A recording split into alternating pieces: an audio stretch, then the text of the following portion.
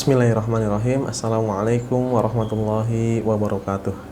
Alhamdulillahirabbil alamin wassalatu wassalamu ala asyrafil anbiya'i wal mursalin nabiyina Muhammadin wa ala alihi wa sahbihi ajma'in, amma ba'd.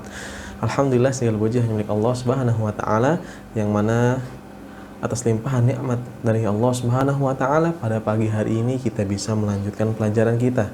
Dan juga salawat serta salam semoga Allah Subhanahu wa taala senantiasa curahkan kepada nabi kita yang mulia, yaitu Nabi Muhammad sallallahu alaihi wasallam. Anak-anakku sekalian yang semoga dirahmati oleh Allah Subhanahu wa taala, ya. Bagaimana kabar kalian? Ya, Pak Arif mendoakan kalian semoga kalian dalam keadaan sehat.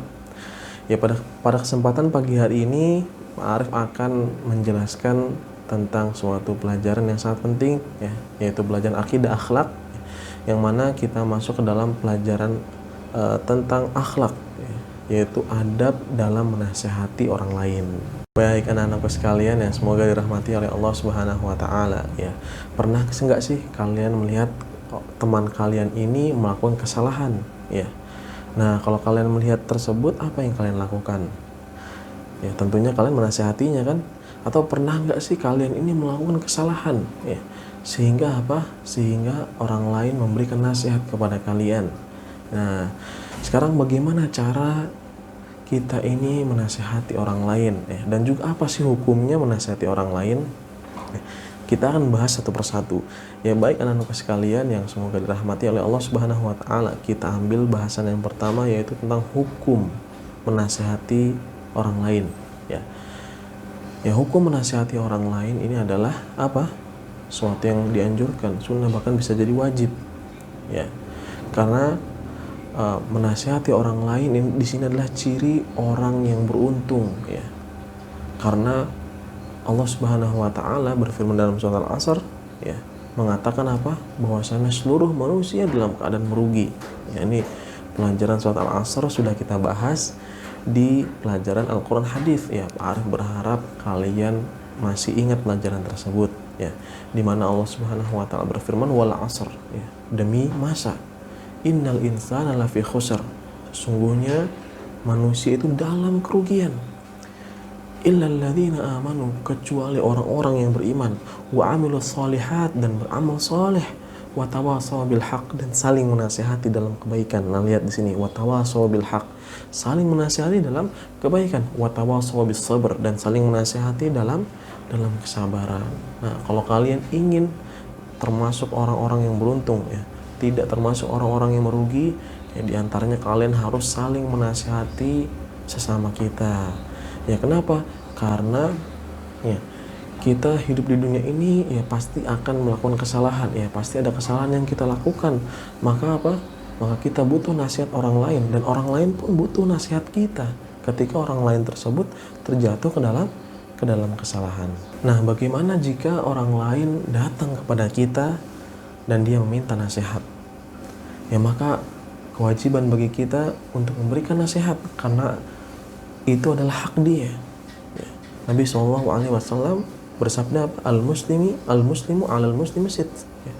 Hak seorang muslim atas muslim yang lain itu ada 6. Di antara Nabi SAW bersabda, wa idza stansohaka fansohu, apabila dia meminta nasihat, datang kepada engkau meminta nasihat, fansohu, maka berilah nasihat.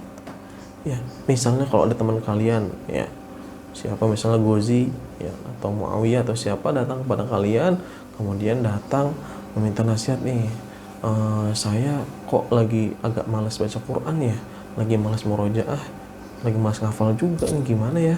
Coba berikan nasihat dong kepada saya supaya saya kembali semangat membaca Al-Quran, menghafal Al-Quran, ya.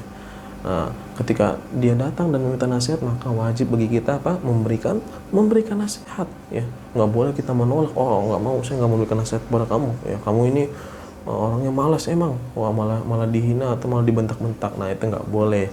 Justru ketika ada orang lain meminta nasihat, wajib bagi kita memberikan nasihat.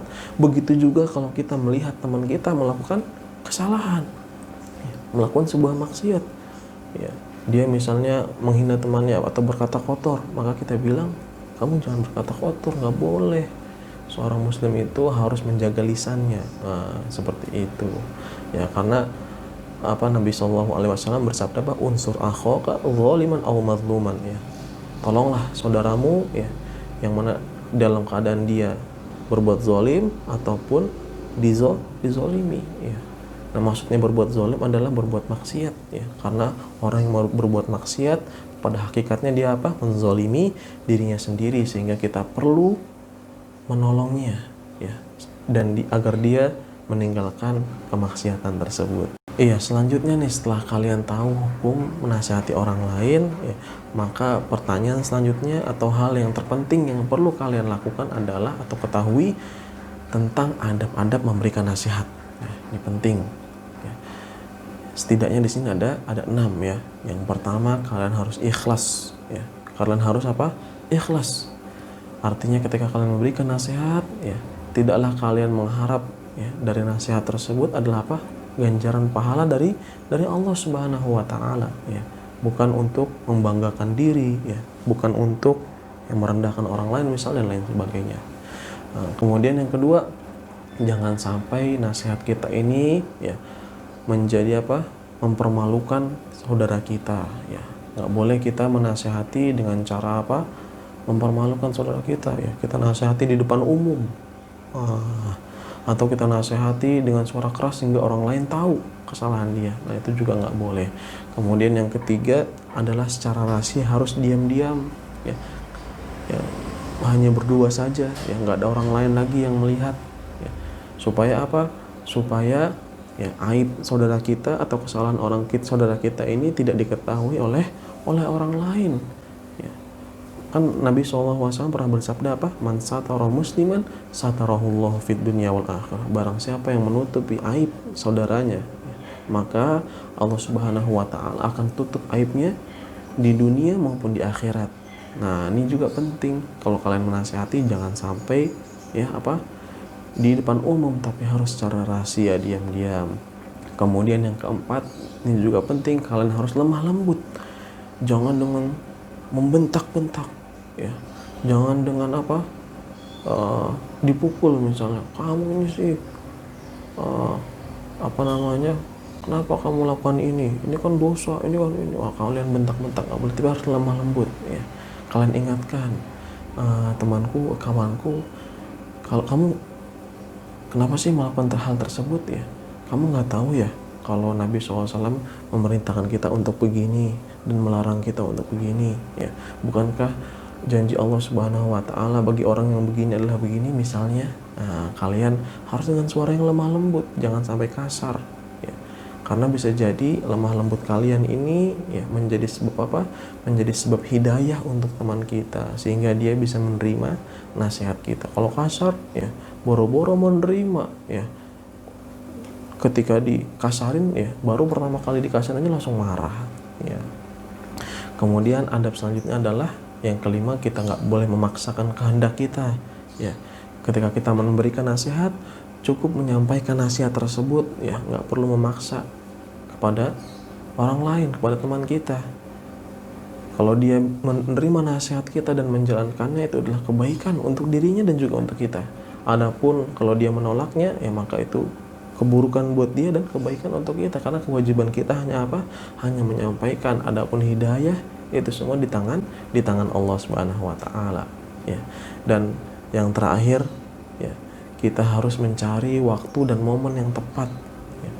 Jangan kalau teman kita baru aja berbuat salah, ya, atau berada di tempat yang ramai, ya, kita langsung nasihati. Tidak. Kita harus cari tempat waktu yang tepat, ya. Ketika kondisinya sedang baik, ya, sedang tidak ada orang juga, tadi harus diperhatikan secara rahasia, ya, jangan sampai mempermalukan. Kita pokoknya mencari waktu yang tepat, baru kita memberikan nasihat kepada kita. Atau kita misalnya kita ajak jalan-jalan dulu ke kantin, jajan dulu yuk. Nah, sambil jajan, makan jajanan, kalian memberikan nasihat. Nah, jangan ketika pas dia sedang melakukan kemaksiatan, ya, atau sedang berada di tempat umum, ya, sehingga orang lain tahu. Nah, itu jangan menasihati dengan cara tersebut. Dan yang terakhir nih, anak-anakku sekalian yang Bapak cintai karena Allah Subhanahu wa taala, ya, yaitu terkait bagaimana sih sikap kita ketika kita menerima nasihat dari orang lain, ya. Misalnya Pak Guru kalian, Pak Arif atau Pak Dahlan atau Pak Guru yang lain, ya, melihat kalian mau berbuat kesalahan, kemudian Pak Guru memberikan nasihat kepada kalian, maka bagaimana sikap kalian? Yang pertama, kalian harus mendengarkan baik-baik nasihat tersebut, ya. Kalian harus mendengarkan baik-baik, ya, karena nasihat ini adalah kebaikan buat kalian. Dan setelah kalian dengarkan baik-baik, kalian menerima nasihat tersebut, kalian jalankan, ya, kalian jalankan. Jangan hanya masuk telinga kanan, keluar telinga kiri. Artinya apa? Kalian tidak mendengarkan, ya. Namun sikap seorang muslim yang baik adalah mendengarkan baik-baik nasihat dan menerima nasihat tersebut dan menjalankannya, ya. Dan bahkan yang terpenting, kalian harus berterima kasih nih kepada orang yang memberikan nasihat, ya. Karena pada hakikatnya orang yang memberikan nasihat itu adalah, ya, ini bentuk kasih sayang, ya, orang tersebut kepada kalian. Ya, ketika Pak Arif memberikan nasihat kepada kalian, bukan berarti Pak Arif galak atau Pak Arif benci kalian, enggak. Justru ini bentuk kasih sayang Pak Arif kepada kalian, bentuk cinta Pak Arif kepada kalian. Kalau Pak Arif nggak suka dengan kalian, Pak Arif akan biarkan kalian melakukan kemaksiatan, melakukan kesalahan, ya. Sehingga ketika dosa kalian banyak, ya, kalian akan dimasukkan ke dalam neraka. Mau nggak? Ya, justru Pak Arif menyelamatkan kalian supaya kalian terhindar dari kemurkaan Allah karena kemaksiatan tersebut, ya, terhindar dari azab Allah Subhanahu wa taala. Dan juga bagaimana bagi orang atau balasan bagi orang yang menolak nasihat, ya.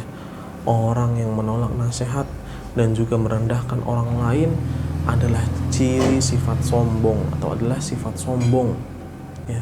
Yang mana Nabi SAW bersabda, la yadkhulul jannah man kana fi qalbihi mithqala dzarratin min kibr, ya. Tidak akan masuk surga orang yang di dalam hatinya itu ada kesombongan, ya.